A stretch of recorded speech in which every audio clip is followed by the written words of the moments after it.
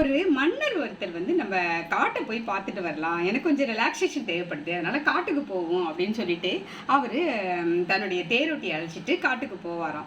காட்டுக்கு போயிட்டு கொஞ்சம் நேரம் சுற்றிட்டு வருக, ரொம்ப களைப்பாக இருக்குது, ரொம்ப தூரமாக இருக்குது, அதனால நம்ம வீட்டுக்கு நம்ம அரண்மனைக்கு திரும்பிடலாம் அப்படின்னு சொல்லிட்டு அந்த தேரோட்டிகிட்ட சொல்லுவாராம். உடனே இல்லை, அறிஞர்கள் வேற எனக்காக வெயிட் பண்ணிட்டு இருக்காங்க அரண்மனையில், அதனால நம்ம திரும்பிடலாம் அப்படின்னு சொல்லுவாராம்.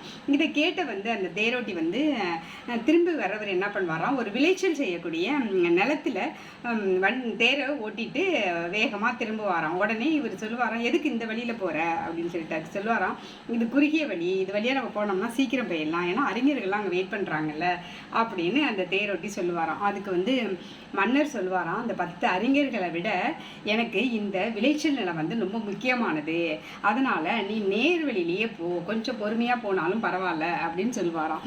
அப்போ அந்த விளைச்சல் நிலத்துக்கு எவ்வளோ முக்கியத்துவம் அப்படிங்கிறது தான் இந்த கதை சொல்லியிருக்கு. எனக்கு இந்த கதை பிடிச்சிருந்துச்சு, உங்களுக்கும் பிடிச்சிருக்குன்னு நினைக்கிறேன். நன்றி.